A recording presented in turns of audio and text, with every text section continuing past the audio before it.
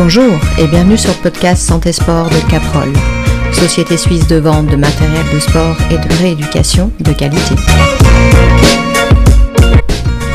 Profite du présent en préparant l'avenir.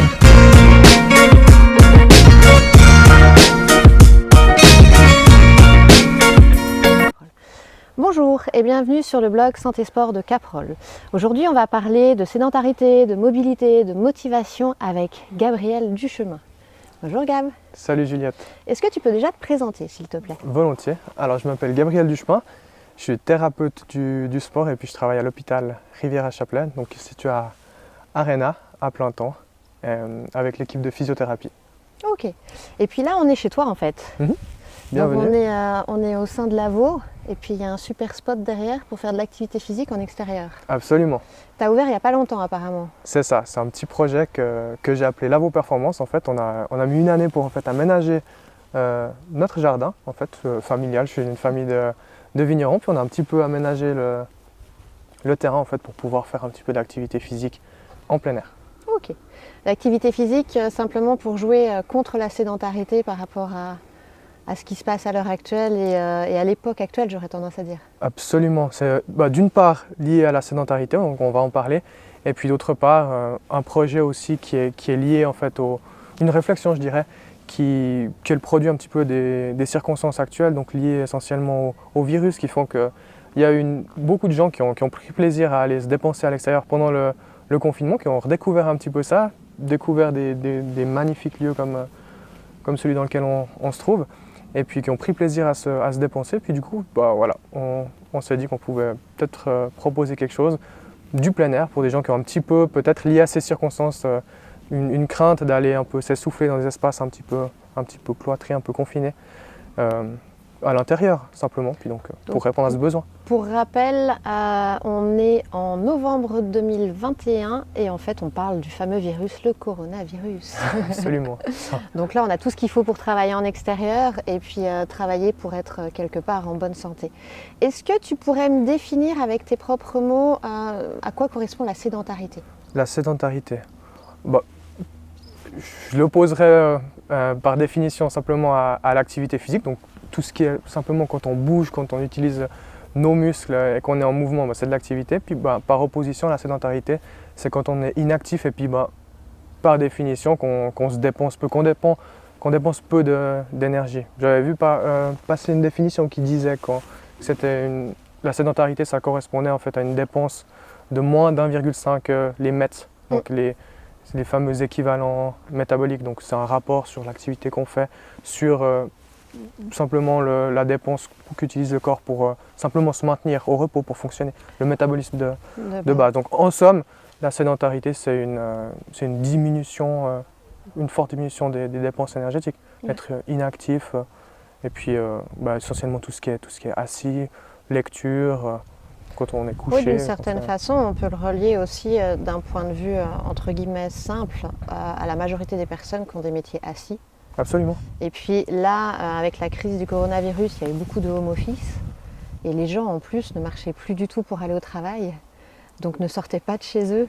Donc ça a carrément augmenté la sédentarité, comme tu dis, diminution de l'activité de façon générale. Et après, la position assise est quand même une position statique. Moi, j'ai souvent aux patients, le problème, c'est pas forcément le home office ou le poste de travail, même si on peut aménager, c'est la position statique qui nous pose souci, le fait de bouger, de changer de position, que le corps il est censé être en mouvement. C'est surtout ça, on est conçu pour ça. Je pense que, comme tu dis, le corps est conçu pour bouger, et il n'y a pas forcément de posture qui est mauvaise dans l'absolu. C'est plutôt le maintien d'une position telle qu'elle soit durant des temps prolongés qui va vraiment être néfaste et puis conduire à des risques simplement pour la santé. Ouais. C'est sur ça qu'on travaille à l'hôpital avec le service de physiothérapie, c'est que des personnes sont hospitalisées elles viennent à l'hôpital pour une raison X et fatalement ils risquent un problème Y à cause d'inactivité qui est induite par l'hospitalisation, les temps prolongés passés à être inactif au lit, en chambre. Donc on essaie de casser un petit peu ces périodes prolongées d'inactivité pour pas qu'ils viennent à l'hôpital et puis qu'ils repartent avec un autre problème. Après, c'est aussi ça le souci, c'est que la sédentarité engendre pas mal de pathologies. Même s'il y avait déjà des pathologies qui ont engendré la sédentarité engendre d'autres pathologies. Est-ce que toi, tu aurais des exemples de problématiques, de pathologies dues à la sédentarité ou qui pourraient être causées par la sédentarité? Alors, à titre personnel, je placerais vraiment la sédentarité comme un facteur de risque. On dit souvent c'est un facteur... pardon, je me suis trompé. Pas ça, c'est pas simplement un facteur de risque, je le mettrais vraiment comme une cause de pathologie, c'est vraiment quelque chose qui est au centre et puis un problème de santé véritablement public qui peut engendrer justement des pathologies, tout ce qui est cardiovasculaire, tout ce qui va être diabète, obésité, hypertension artérielle, tout ce qui va être en somme un peu les syndromes métaboliques. Et je pense que c'est toutes ces maladies, on peut carrément les appeler des maladies un petit peu dites de société.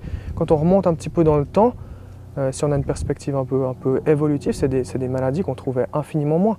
Même si les gens, à ce jour, vivent plus longtemps grâce au fabuleux progrès de la médecine, on passe aussi un plus grand nombre d'années en mauvaise santé. C'est un gros problème. Parce que d'une certaine façon, on bouge beaucoup moins qu'avant. On bouge infiniment moins qu'avant. Plus la nourriture qui est certainement beaucoup moins saine ou beaucoup plus en pro... Allez, j'ai perdu le mot.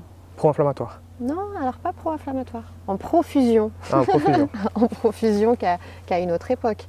Tout à fait. Donc l'accès à la nourriture dans nos pays européanisés ou dits développés, c'est vrai que la nourriture, on en a partout, on mange beaucoup trop et on bouge beaucoup moins, quoi. Je pense aussi que c'est ça, je dirais, qui conduit à toutes ces maladies un petit peu dites de société. Après, c'est mon avis, mais c'est aussi lié un petit peu à notre bagage, ce pourquoi on est fait, on est conçu, donc nos gènes, et puis ce qu'on fait réellement dans l'environnement.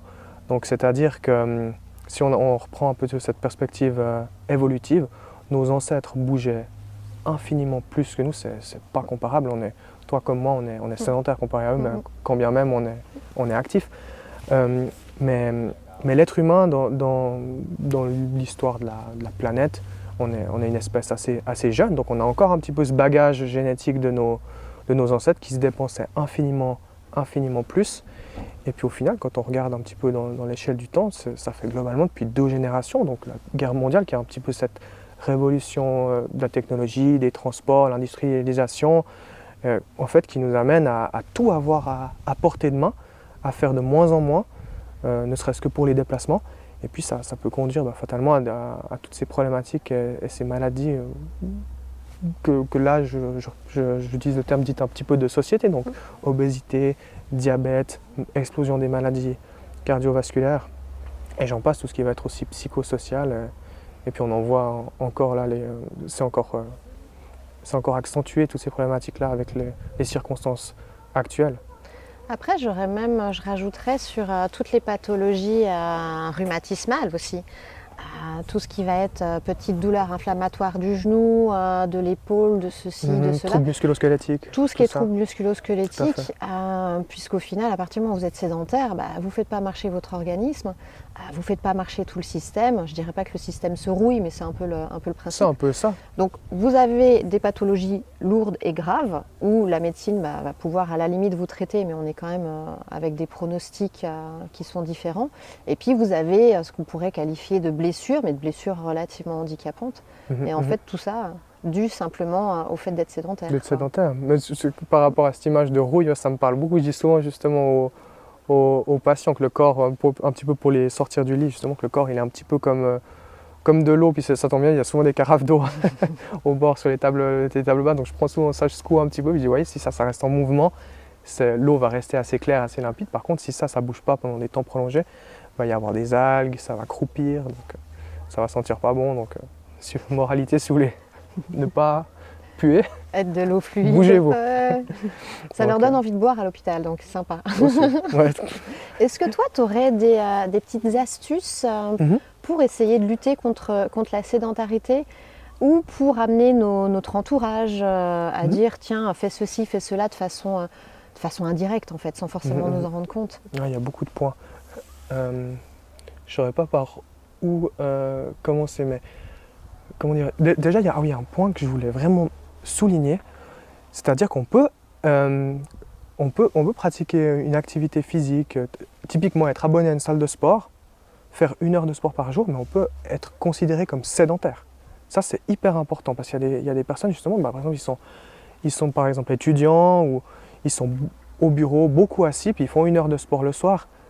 Mais ces personnes-là, on va les considérer vraiment comme sédentaires. Parce que, je veux dire, c'est pas l'heure de sport qui va être déterminante pour le bon fonctionnement de l'organisme dans la mesure où... de position statique qui C'est est ça, trop prolongée. justement, on en a parlé durant ces temps prolongés. C'est-à-dire que alors l'heure de sport, c'est super positif, c'est excellent. Et voilà, je pense que du positif à propos de ça. Mais ça ne va pas dans le bon sens s'il y a cette heure de sport qui est faite par exemple en fin de journée, puis que les 23 heures restantes, on a un mauvais sommeil, on est stressé, on est inactif, on mange peu sainement. Ça ne va pas forcément compenser. Ça ne va pas compenser Après, tout ça. dans l'extrême, c'est aussi le principe des gens qui vont faire 1 heure de fitness toutes les 2 semaines. Oui, C'est toujours la même chose parce qu'on retrouve la même chose dans la performance. Si on veut être performant, il faut avoir une certaine régularité. Si on veut être en bonne santé, il faut avoir une certaine régularité aussi. Absolument. Après, il faut être honnête, je pense que toi et moi, on fait des excès, mais je ne dis pas que c'est des excès calculés. Mais il faut que la majorité du temps, on ait une certaine logique et une certaine hygiène de vie qui est plus dans la prévention que dans le plaisir et dans la sédentarité de façon générale. C'est ça. Quoi. C'est de la discipline aussi quelque part.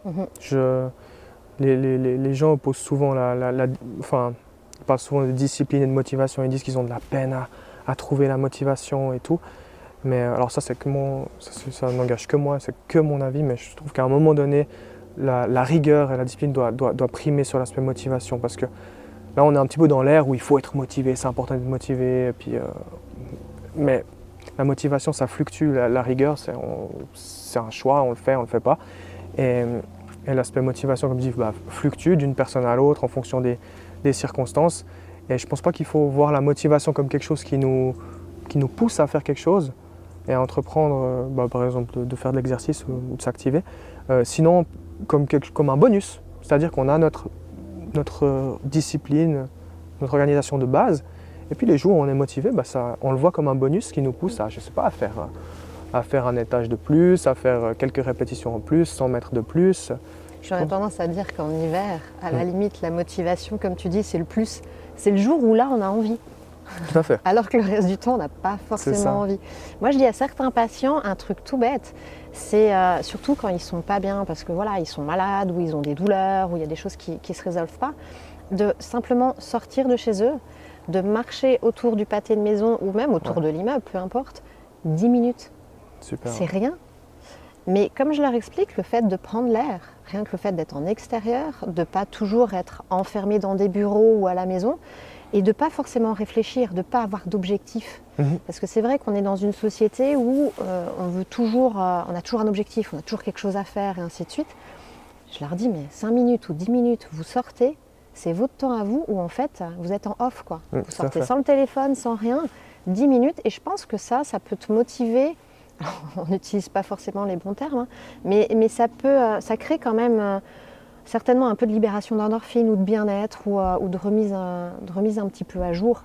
Absolument. Et il ne faut pas oublier non plus que l'activité physique, c'est le premier moyen pour lutter contre la dépression, quoi. Donc moi je dis souvent, vous êtes déprimés, vous êtes tous, voilà, la situation de votre vie, c'est pas forcément génial. Faites de l'activité physique. Au début, pas forcément beaucoup parce que vous ne savez pas comment faire, parce que vous n'avez pas envie. Et en fait, petit à petit, cette activité physique va vous faire du bien, vous en aurez besoin, et c'est là que quelque part une certaine rigueur se met en place sans forcément s'en rendre compte, parce que c'est le bien-être qui va primer, quoi. Absolument. Après, il y a des rechutes, c'est normal, mais quand on a analysé tout ça, on peut aussi se dire, en ce moment je suis pas bien, je m'accorde 1 semaine au fond du lit parce que ça va pas et que voilà, je suis sédentaire pendant 1 semaine, mais la semaine prochaine, je sais que ça me fait du bien. Ça fait du bien à ma santé, certes, mais ça fait du bien à mon moral. Et puis c'est quand même plus sympathique d'être heureux et joyeux, de profiter de la vie que de ruminer toute la journée, quoi. On est d'accord.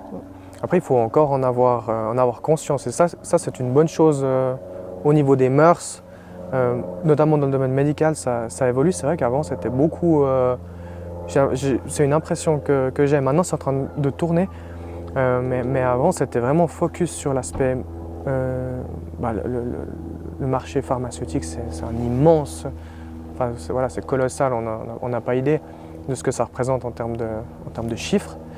Mais on était très, très focus un petit peu sur cet aspect. J'avais l'impression, un discours très dans le médical, alors il faut absolument que vous preniez vos pilules, une liste pas possible de médicaments.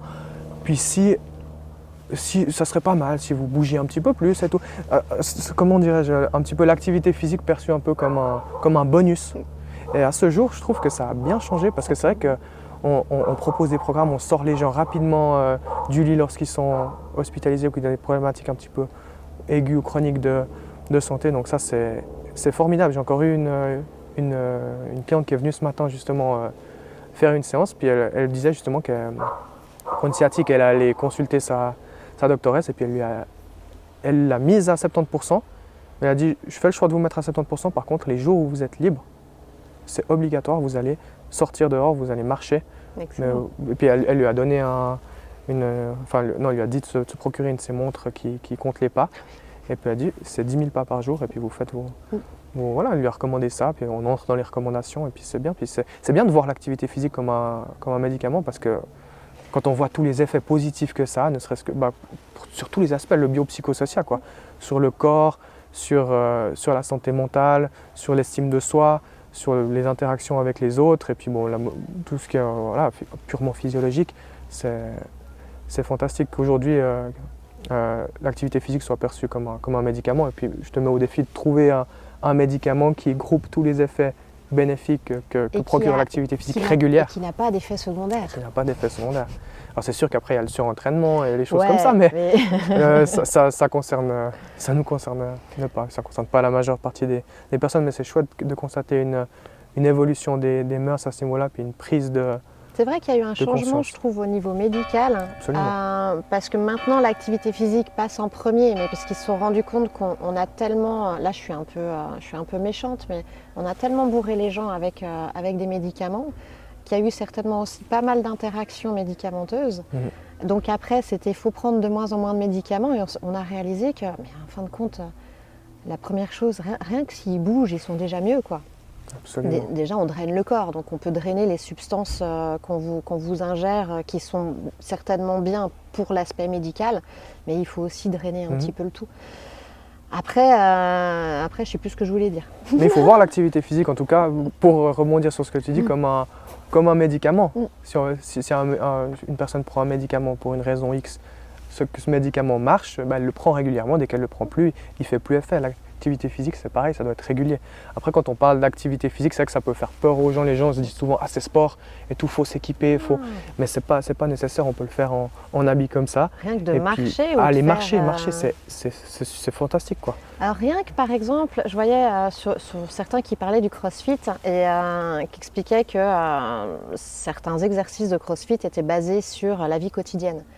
Et c'est vrai que d'aller faire des squats, moi je l'explique aux patients pour aller chercher des assiettes par exemple, pour vider le lave-vaisselle, faites des squats. Pourquoi vous ne maîtrisez pas votre corps et vous êtes en train de descendre pour chercher votre assiette? Il n'y a pas de gainage de tronc, il n'y a rien du tout. Et quand on leur explique ça, ils réalisent qu'au quotidien, oui, en fin de compte, quand je monte les marches, que j'ai conscience que je suis en train de faire du step d'une certaine façon. Et après, par rapport à ce que je voulais dire tout à l'heure, c'est que c'est vrai que les médecins maintenant ont compris que l'activité physique était primordiale et le voient en premier plan. La deuxième étape, ça serait que les patients le voient maintenant en premier plan. Et je pense que dans notre société, on n'en est pas encore là. Et c'est ça notre rôle aussi.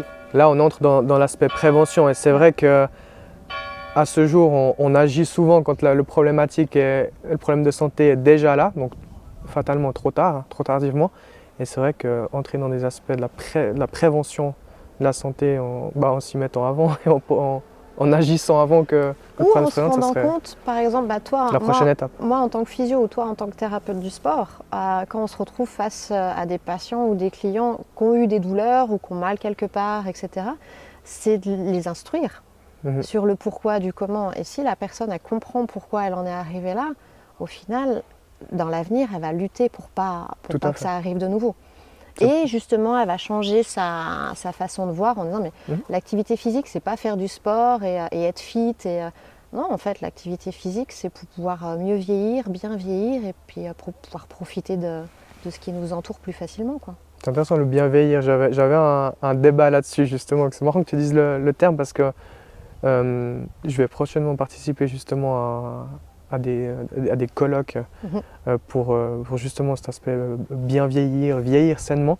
Et puis justement au début il y avait la question du terme, du titre un petit peu de ce colloque, de ces séminaires, pardon, c'est le terme que je cherchais. Et puis au début c'était appelé anti-aging. Puis en discutant je disais mais anti-aging ça fait vachement anti un truc négatif. Puis on a eu un débat là-dessus. Et puis justement je disais que voilà, les gens ils apprécient pas ça, vieillir. Mais bon, dans l'absolu c'est la meilleure chose qui puisse arriver, c'est prendre de l'âge. Je veux dire, on ne veut pas y passer à 30 ans. Donc voilà, autant mettre toutes les chances de son côté et puis s'activer et bouger. Puis pour aussi rebondir sur ce que tu dis par rapport aux activités de la vie quotidienne, les tâches, les squats, en faisant en allant chercher les assiettes et les escaliers et autres, c'est ça surtout qui va être assez déterminant dans les dépenses d'énergie au quotidien. C'est pas, pour revenir sur ce qu'on disait avant, c'est pas l'heure de sport qui va être déterminante, c'est aussi ce qu'on fait le reste du temps. L'activité physique au quotidien. Puis on appelle ça justement, c'est un terme qui me revient, les NEAT, les NEAT, je ne sais pas si ça te parle, Non-Exercise Activity Thermogenesis. Donc c'est tous en somme là, les dépenses qui sont faites dans des activités qui ne sont pas prévues, mais qui ne sont pas prévues en tant que sport. En tant que sport, en somme. Ouais, tout à fait. Ah, mais c'est la même chose, c'est que vous portez vos sacs de course. Il y a façon de porter les sacs de course. Oui. On le voit sur les problèmes d'épaule. Quand j'explique aux gens, vous avez des soucis d'épaule, donc à chaque fois que vous êtes en train de porter votre sac de course, vous crispez, vous accentuez l'inflammation, ça ne joue pas, votre épaule n'est pas stable. Leur demander de prendre un sac juste comme ça et de leur dire plus le sac est lourd, plus vous gainez. Il y a toujours un petit blocage parce qu'il faut changer les habitudes, il faut changer la façon de faire. Et c'est là aussi où quand on va faire du travail actif avec eux, ni vu ni connu, on amène certains exercices et puis ensuite on fait le rapprochement. Tout à fait. Tiens, vous avez vu là, vous êtes en train de porter 10 kilos. Hein. Ah ouais, mais ça va, maintenant j'y arrive bien. Ouais, et puis le sac de course de 10 kilos, hein, vous penserez à moi la fois prochaine. Et c'est comme ça qu'on inculque des notions qui peuvent se mettre en place. C'est vrai que voir aussi une progression, c'est très encourageant pour les personnes. Voir une progression, participer avec autrui, ça peut aussi être intéressant pour des personnes qui ont un peu du mal à s'y mettre, peut-être avec un proche ou en groupe, ou trouver quelque chose un petit peu qui nous convienne. Cette notion de plaisir est quand même intéressante. C'est vrai qu'avant on parlait de l'aspect discipline qui selon moi prime un peu sur cet aspect motivation, puis de voir la motivation comme un bonus, mais c'est vrai qu'il faut aussi qu'on s'y retrouve dans tout ça, donc il faut expérimenter, tester des trucs et puis s'y retrouver.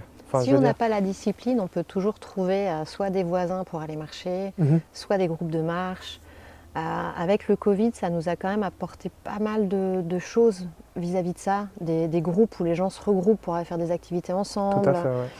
Je trouve qu'il y a toujours moyen. Ou là, sur l'exemple d'une autre patiente, elle n'aime pas faire les courses, que je la conçois totalement. Elle vit au 5e étage. Et moi, je lui expliquais, mais en fait, vous ne faites pas vos courses une fois. De toute façon, vous allez au travail tous les jours. Donc vous descendez et au lieu de revenir avec vos 15 sacs où vous allez galérer pour monter vos 5 étages, vous y allez 2 fois. C'est une bonne... Au lieu d'aller à la boulangerie, puis ensuite chez le boucher, et puis ensuite, si vous avez le temps, allez à la boulangerie, revenez, et ensuite l'après-midi repartez chez le boucher pour essayer d'accumuler des petites choses au quotidien. Il n'y a pas toujours besoin de faire 6 heures de sport, même si, personnellement, je le rappelle, on perd notre masse musculaire. Donc le renforcement musculaire, il n'y a personne qui va le remplacer. Mais cependant, comme on disait, l'activité physique, c'est pas mal. Et puis pour rebondir, c'est vrai que cette lutte de sédentarité, elle est synonyme de mobilité. Absolument. Donc après, notre mobilité, on voit bien que quand on est un peu malade, quand on n'est pas bien, on perd cette notion de mobilité. Et moi, je dis souvent aux patients, vous savez, c'est vos muscles qui font votre mobilité. Il faut les activer. Quand on se tient mal ou quand on va chercher l'assiette au fin fond de l'armoire ou je ne sais quoi et qu'il n'y a aucune tenue au niveau du tronc, qu'il n'y a pas de gainage nulle part, au final, qu'est-ce qui travaille?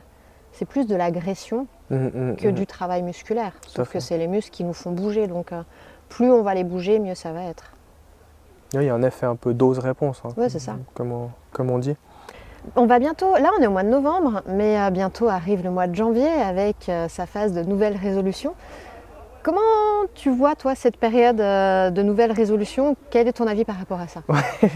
La fameuse période des bonnes résolutions, on sait, ça marche une semaine et puis après les gens abandonnent. Je dirais que c'est chouette d'avoir des bonnes résolutions et tout, mais encore faut-il s'y tenir. C'est bien de se challenger de temps en temps. C'est très bien. Après, je trouve que pour que concrètement ça se passe, ce sera important de procéder peut-être par étapes. Et puis de revoir un petit peu les exigences, d'être un petit peu plus raisonnable. Ça, c'est important. Et réaliste. Réaliste, absolument. Ça fait les deux termes vont ensemble. Non, par exemple, quelqu'un qui se dirait du jour au lendemain, voilà, là, dès le 1er janvier, j'y vais, je fais 1 heure de footing par jour et tout. Voilà, c'est illusoire, ça va pas durer. Tu fais peur à certains. Hein. Ouais. Parce que tu leur parles d'1 heure de footing par justement, jour. Mais je parle déjà d'1 heure. On va développer. Donc plutôt que de se dire ça, c'est mieux par exemple, si par exemple si je prends moi mon cas personnellement, ce serait bien que je fasse un petit peu plus par exemple de méditation. Tac. Je vais dire ouais, dès demain là je m'y mets, je fais mon heure de méditation et tout. Mais pour faire 1 heure de méditation ou de sport, faut être quand même dans une certaine disposition physique, mentale. Et puis déjà il y a les circonstances de la vie de tous les jours, le quotidien qui fait que ça, voilà, 1 heure ça peut. C'est pas toujours évident. Et puis c'est pas simple à appréhender. À ce jour, la vie, ça va à 100 à l'heure, le quotidien des personnes. Et puis se dire, là, la prochaine heure, il va falloir que je fasse ça. Il peut se passer beaucoup de choses. Il peut y avoir le voisin qui vient déranger, la famille, quelqu'un qui sonne, le téléphone qui sonne, le chien, le chat, un imprévu, que sais-je.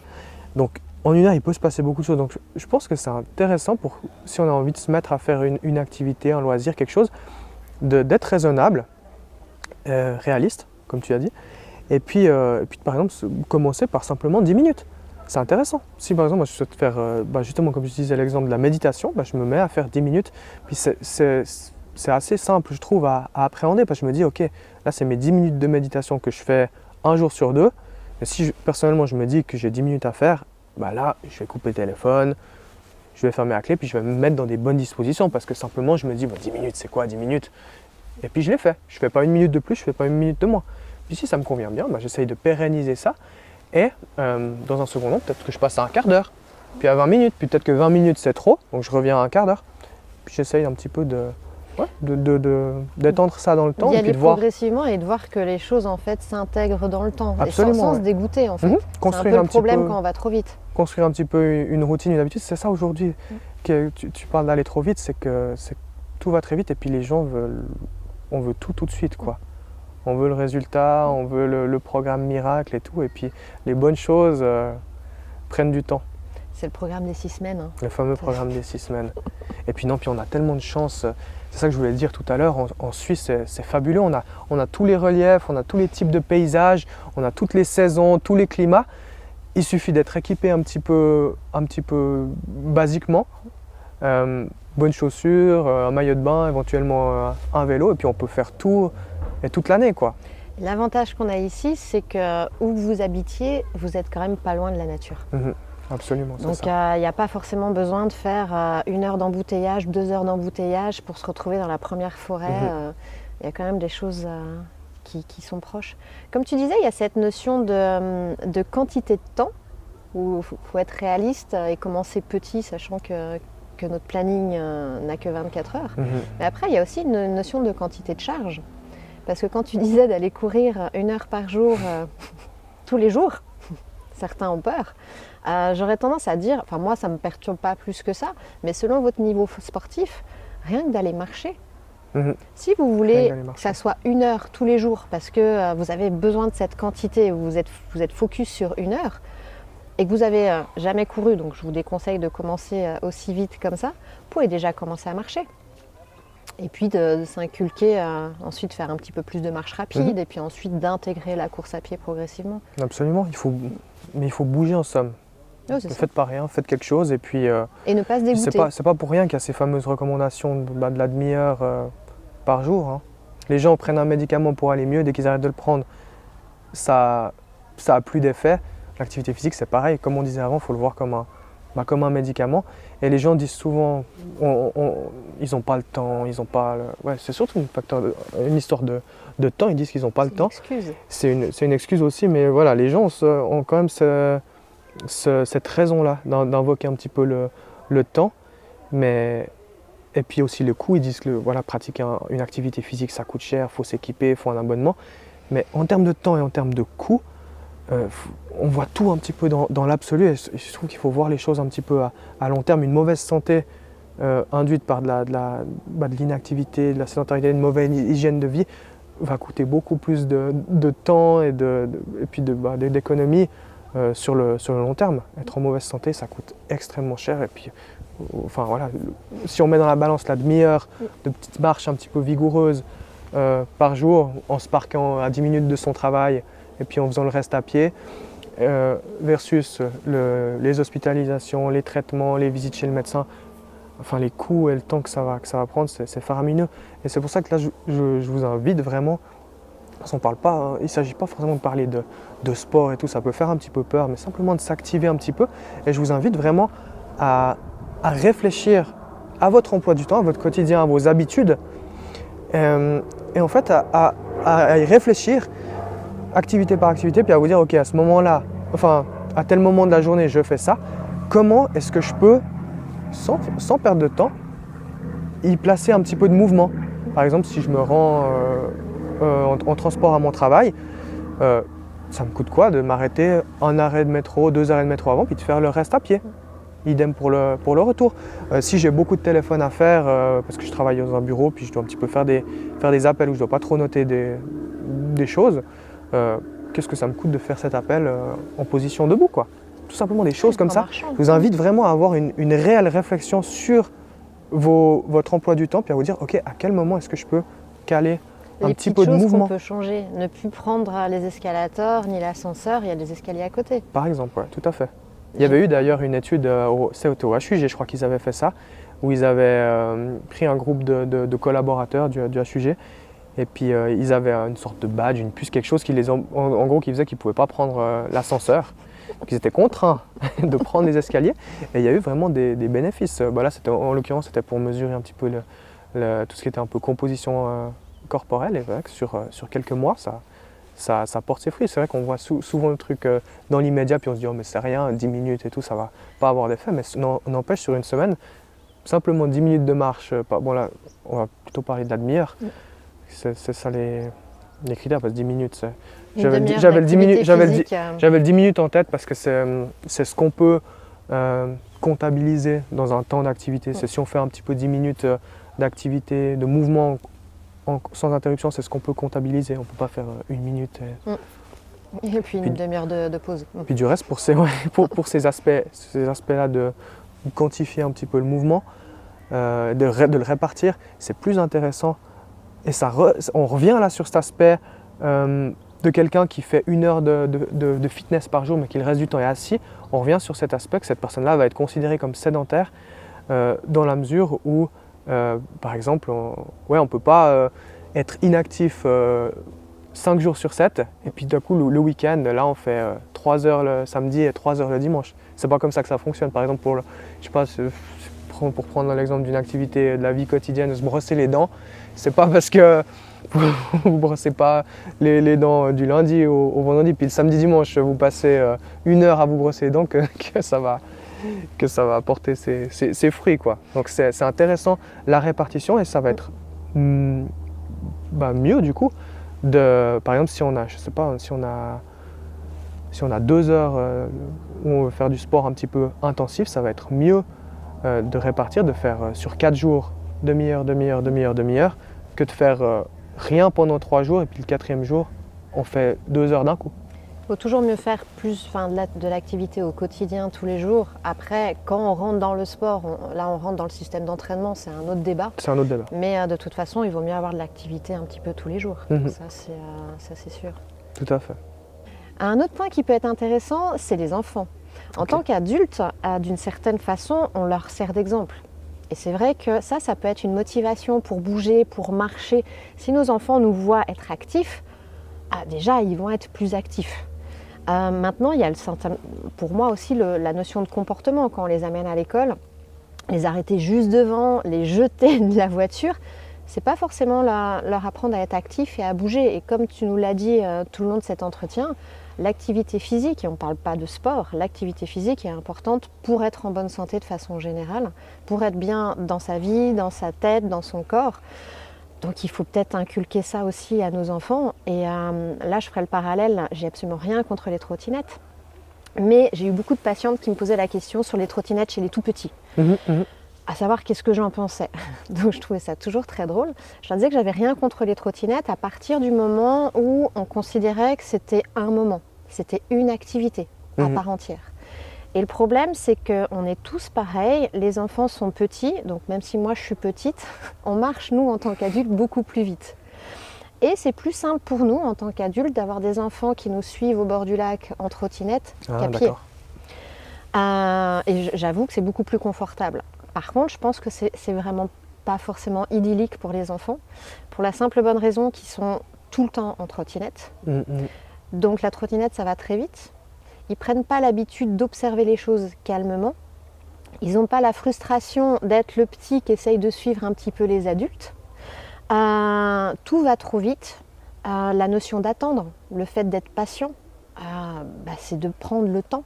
Et on ne leur apprend pas à prendre le temps.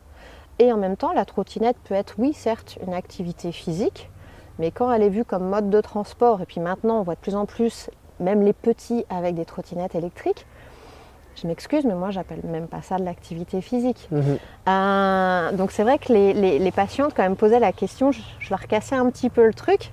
Pourtant, moi je suis très sport de glisse, donc la trottinette, le skate et tout, je trouve ça juste génial. Mais en fait, vu comment c'est utilisé, je leur dis souvent, il faut prendre du recul et voir en fait, vous en tant qu'adulte, en quoi ça vous arrange, en quoi ça vous plaît. Et la plupart du temps, en tant que parent, ce qui va vous plaire dans la trottinette, c'est qu'il n'y a pas besoin d'attendre l'enfant.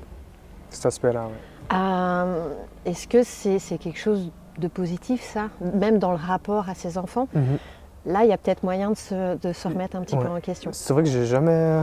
je me suis jamais posé la question, pour être honnête, avec cet aspect de trottinette, mais c'est vrai que après, je ne suis pas spécialiste de la question chez les enfants et autres, mais c'est vrai qu'il y a des... Comment dire? Il y a des étapes dans la vie de construction, de développement de l'organisme, du système nerveux qui se font par étapes, et puis il y a des fondations qui se construisent qu'à certains âges, et puis c'est important que l'enfant soit stimulé, et puis soit actif, qu'il bouge, qu'il court, qu'il saute, qu'il marche, qu'il fasse des expériences et qu'il soit stimulé par l'environnement d'un point de vue sensoriel. Et ce qu'on voit, c'est que le problème de la trottinette, c'est parce que la trottinette va te stimuler sur beaucoup de choses, sur l'équilibre, sur la réactivité. Donc ça, oui, ça je ne le renie pas. Mais en contrepartie, le problème, c'est quand la trottinette remplace la marche et qu'il n'y a plus de marche. Parce qu'on ne va plus à l'école à pied, on dépose l'enfant devant la porte. Tout à fait. Le week-end, nous, on a envie d'aller marcher dans les vignes ou au bord du lac, mais en fait, le gamin, il ne marche pas, il est avec sa trottinette. Donc à aucun moment, les enfants vont marcher. Et c'est vrai qu'on observe de plus en plus les enfants qui font... Moi, je le voyais où ils marchent un peu et directement, j'ai mal partout. Donc nous, directement, on va se dire, c'est des douleurs de croissance, il est en pleine croissance. Mais en fait, des fois, il faut prendre un peu de recul en disant, on trouve toujours des excuses. C'est peut-être pas des douleurs de croissance, c'est simplement qu'il est peut-être pas suffisamment stimulé dans cette activité qui est censée être une activité basique. On est censé marcher avant de courir. C'est vrai qu'au niveau mécanique, il y a cet aspect contrainte, cet aspect impact qui va justement stimuler la synthèse osseuse, quoi. Donc ça, c'est important. C'est vrai qu'on ne retrouve pas tellement ça dans la trottinette, encore plus dans la trottinette Alors on va dire électrique, trottinette récréative. récréative. Ouais. Parce que pour ceux qui font de la vraie trottinette sportive, c'est Mhm. encore autre chose. C'est encore autre chose, c'est sûr. Mais ouais, comme on l'a vu, au final, tout ce qu'on cherche, c'est à essayer d'être actif, de se remettre en question, Mhm, mhm. de se poser des questions par rapport à son environnement ou son planning. Qu'est-ce qu'on peut changer, qu'est-ce qu'on peut améliorer, sans avoir des objectifs de Jeux olympiques. Tout à fait. Rester simple pour essayer de bien vieillir, puis peut-être arrêter de chercher arrêter de vouloir la solution miracle Tout de suite. sous forme de pilule en 2 secondes. Mhm. Chercher les solutions, c'est bien. Vouloir une solution dans la seconde, ça marche pas, quoi. Patience est mère de raison, comme on dit. Est-ce qu'il y aurait d'autres choses que tu voudrais nous partager, d'autres réflexions? Alors, je trouve qu'on a bien fait le tour et tout, on a bien parlé de la sédentarité, du mouvement, de l'activité physique. Tu nous as longuement parlé aussi de la trottinette. J'aime bien le longuement. Non, c'était très intéressant, mais c'est vrai que je ne m'étais jamais posé la question sous cet angle-là. Enfin, j'ai jamais vu un enfant sur une trottinette suivre sa rampe et me dire tiens, elle le prend pour se décharger un petit peu. Moi, c'est vrai quand je vois les... Elles le font pas inconsciemment. Oui, c'est- non, non, Ils ne le font pas inconsciemment. On le fait J'imagine pas bien, inconsciemment. j'imagine On le fait bien. pas, pardon, consciemment. Ouais. Pardon. Mais c'est vrai que quand je pense par exemple à mon petit frère ou aux enfants à ce jour, c'est vrai que moi l'aspect que je vois plus problématique lié justement au manque de mouvement et d'activité, c'est plus les écrans, en l'occurrence, tout ce qui est l'accès maintenant au téléphone et puis le côté, comme tu disais, pour faire un parallèle avec la trottinette, par exemple le côté, après je dis ça sans jugement et je suis pas papa, donc C'est une réflexion. c'est purement un constat, puis quelque chose que je dis comme ça, sans prétention et sans jugement. C'est d'avoir l'impression un petit peu que des fois un écran, un smartphone, c'est un petit peu donné un petit peu pour ouais tiens, je lui mets ça dans les mains, comme ça il fait rien, il est calme et tout, puis moi je peux faire Il est mes concentré trucs sur son tranquilles, il est truc, concentré et- sur son truc. Une solution un petit peu de facilité que je dis. C'est la même facilité que la trottinette. On Au le fait fond- pas, au fond, on le oui, fait ouais. inconsciemment ou Mhm. consciemment des fois, Mhm. mais c'est la même chose. Puis je trouve que ouais, cet aspect, l'écran, ouais, pour n'importe qui, enfin, ouais, je trouve que c'est pas forcément. Après, tout est une question un petit peu d'équilibre et de faire les choses raisonnablement, mais c'est vrai qu'avec les écrans, des fois, moi je vois mon petit frère ou comme ça, des fois, il y a des options pour voir le temps d'écran et tout, et je le confronte à ça, puis d'un coup, ah ouais, 4 heures, 5 heures et tout, puis énorme. on se rend pas compte, et puis c'est vrai que j'ai l'impression qu'on a aussi peur, et puis alors je me mets dedans, hein, mais des fois j'ai l'impression qu'on a peur de perdre notre temps, ou pas de perdre notre temps, enfin, De rien je faire. parlais de temps, peur de ne rien faire plutôt, parce qu'on parlait du temps, peur de ne rien faire, il y a un petit peu cette crainte-là de nos jours, de ne rien faire, et puis justement, je pense qu'il y aurait beaucoup de gens qui auraient du mal si on leur disait, tiens maintenant, tu dois 5 minutes, tu fais rien. Tu restes assis juste et tu fais rien. Et il y aurait beaucoup de gens, je pense, qui seraient super mal. Ça, c'est des tests qui sont intéressants, de voir des gens qui sont un peu stressés, toujours Mhm. sur leur écran, Ouais.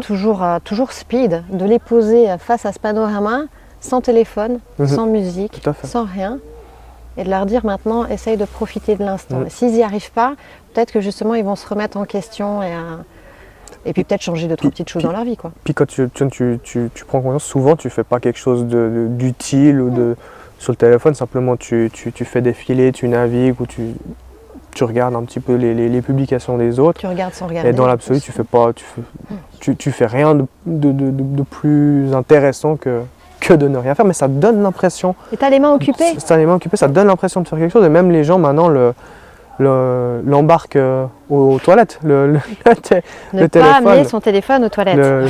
c'est le seul endroit où à proprement parler tu peux te faire chier.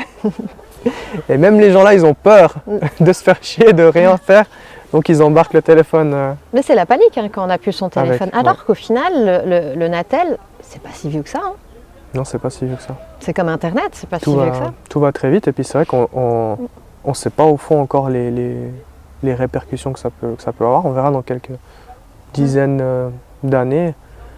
bah, y a forcément des répercussions, enfin, Ah ouais, positives, négatives, il y en a. Et puis bah, on les constatera plus tard, quoi. On ne sait pas encore. ouais. Pour l'instant, on voit que l'aspect pratique Mhm. de la modernité par rapport au natel, mais Tout à fait. on voit pas les effets négatifs, quoi. Mhm.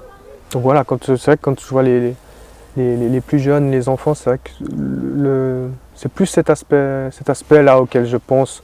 C'est l'aspect lié aux réseaux sociaux et puis ouais, au temps passé sur Sur les écrans. les écrans.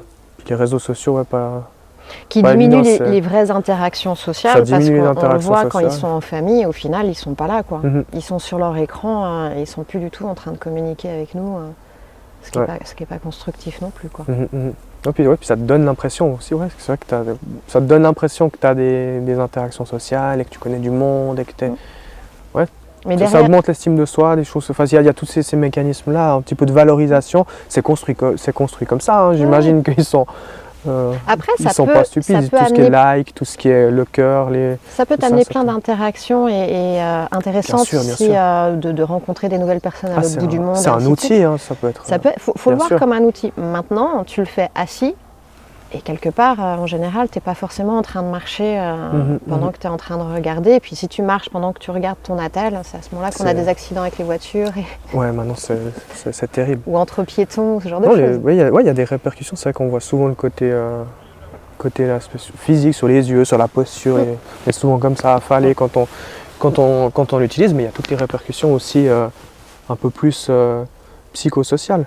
Je parlais un petit peu des aspects réseaux sociaux. C'est vrai que, alors c'est pas un terme qui concerne forcément la sédentarité ou l'activité physique, mais c'est vrai que si je prends l'exemple par exemple de jeunes qui sont malheureusement harcelés à l'école, bah, avant, quand il n'y avait pas il n'y avait pas les réseaux sociaux, bah, c'est vrai que les jeunes qui subissaient ça, malheureusement, bah, ça se cantonnait un petit peu aux limites de l'école. Et puis, bah, de nos jours, la majorité des jeunes sont sur les réseaux, et ceux qui subissent malheureusement ça, maintenant, ça les poursuit jusqu'à la maison. Donc, les répercussions sur la santé, au niveau psychosocial, c'est dévastateur. Et puis, on en voit quoi. À l'hôpital, en pédiatrie. Ils se renferment sur eux-mêmes et la reconstruction est d'autant plus difficile. Puis comme on disait, en plus, c'est plus qu'au niveau local. C'est que c'est 24 heures sur 24 et puis ça prend une ampleur.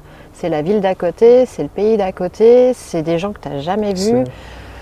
C'est H24 et puis, puis comme on disait avant, il y a des choses, enfin, il y a des phases précises du développement, des choses qui se construisent qu'à certains âges et puis si ça se passe mal, malheureusement, ça conduit à des dérives qui peuvent être dramatiques. peuvent être plus que dramatiques. Donc c'est vrai que là on vend pas trop les natels et le truc positif. Bien sûr qu'il y a du positif, et puis ça qu'on s'éloigne un petit peu du sujet. Mais comme on disait, c'est c'est cette notion de prendre les choses avec un certain équilibre, de trouver de l'alternance, de prendre la modernité avec ce qu'elle nous apporte de positif, d'avoir conscience des mauvaises choses, que ce soit à cause des natels, que ce soit nos habitudes à nous, et ensuite d'essayer de trouver un juste milieu pour essayer d'évoluer dans le temps de façon plus optimale et bienveillante possible. Bien sûr, équilibre, et faire les choses en connaissance de cause, s'informer. C'est vrai que tous ces outils sont aussi positifs pour s'informer, on a accès à l'information. Merci Google. Merci Google. Parce que on utilise Google tous les jours. Absolument. Et c'est vrai que Google, c'est quand même pas mal. Mais en somme, on n'a pas de recette miracle et de remède magique à vendre. Essayons de faire simple. Et puis de la mobilité classique, de ne pas chercher des extrêmes, de se connaître par rapport à ses capacités, de se faire accompagner par des thérapeutes, des physios, des thérapeutes du sport, des coachs, ce que vous voulez. Et puis avancer progressivement en fonction de ses propres capacités. J'aurais pas dit mieux. Elle est belle la conclusion. À une virgule près, j'aurais pas dit mieux. Autre chose à rajouter ? C'est bon pour moi. Je te remercie infiniment en tout cas pour ton temps. Merci à toi. Et puis s'il y a quelques collègues qui voient ce passage, cet extrait, je les embrasse fort et puis je les salue. Et puis il faut liker et partager. Bonne soirée. Ciao, Bonne soirée.